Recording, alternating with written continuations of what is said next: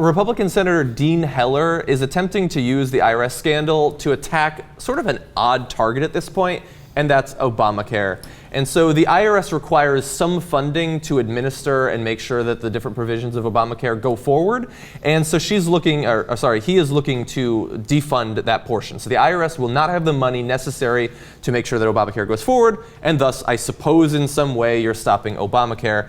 And so before we attack and tear this apart, let's give you a statement from Heller. He says, "Public distrust in this agency is already at an all-time high, so providing the IRS with more power to enforce this flawed healthcare policy makes no sense. Simply put, right now, we can't trust the IRS to do its job." That seems genuine. Yeah. First of all, I like the concept overall. There was a kind of a scandal at the IRS. So we don't trust the IRS to do anything. So should they stop collecting taxes? Yeah. And of course, the Republicans would say, yes. Okay, but kind of. Because remember, they were against the payroll tax cut, because that actually went to middle-class working Americans. And they don't mind taking their money. Yeah. Wait for it. At some point, some Republican's going to make the argument like, see the IRS, man, you just can't trust them. That's why they should never audit anyone in the top 1% specifically. Okay? So look, this goes to the heart of why this IRS so-called scandal is being used for something much larger than what it is. So if it was just the guys in Cincinnati office taking way too many liberties and targeting the Tea Party, Patriots, 9/12, etc., and we fired them, I would be with you. Now, look, understand there was 296 requests for information, and they looked into 296 organizations. The number of organizations that they did not approve for the tax status, because that's what they do the investigation for. That's what they look for, right? Yeah. 0. They approved every single one. Now, to be fair, it's not exactly true. They approved every single conservative one. They rejected one. It was a liberal group in Maine. Yeah. Okay, so, of course, right, of course. Maine chapter of Emerge America, they were for women's rights. Can't have it. Okay, so they were rejected, right? Now, so if this is a true enemies list conspiracy from the top down, Nixonian machinations, well, they got a curious way of doing it. He's like, all right, make an enemies list, and then make sure you approve all of them. Okay, and by the way, make them wait a little while. Yeah, make them wait a little bit. Ooh, brutal. Ask them slightly inappropriate questions, and then approve them. Got them, right? Okay, and then second of all, the guy running the IRS at the time was Schulman, who was a Bush appointee. So why would a Bush appointee do a conspiracy against Republicans and Tea Party patriots? That makes no sense, right? Now, it doesn't mean they shouldn't be fired, because the questions they asked and who they targeted was conservatives, it was a pain in the ass, and it was inappropriate. And pain in the ass is underselling it. I mean, when you're asked for all of this mountain of documentation, it is onerous, and when you only do it to one side, it's unacceptable, right?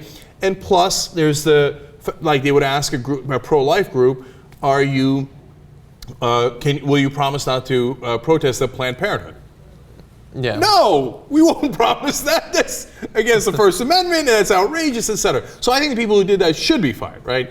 Is it a global conspiracy about Obama's enemies list? Of course not. A Republican ran the program, right? So it makes no sense. But the real point is, now that they've got this quasi-scandal, the Republicans are like, yes! How do we destroy the IRS so they can't come after our beloved 1%? But see, that's actually where I think these most recent scandals and the Republican attempt to use them is actually causing me to lose respect for them. I had previously thought that as abhorrent and as awful as the GOP tends to be, they tend to be pretty good at the politics side of it. And yet when the Benghazi thing came up, they were so clearly just trying to sink Hillary's chances in 2016. I don't think people really cared as much as they would have because it seemed so political. And now saying that, oh yeah, clearly Obamacare can't go forward because of this, it's just so heavy-handed. Like next week it's going to be, well, gay couples might have to pay taxes someday, so we clearly can't have gay marriage now because the IRS can't be trusted to, it's just so obvious. Nobody's going to be fooled by this. IRS is madly auditing straight couples as we speak, so, be careful. So I hear what you're saying about how heavy-handed it is, but I mean, that's their textbook. And, yeah, I guess that's true. And it works, at least in this sense, okay, that it gets people totally talking about that topic, right?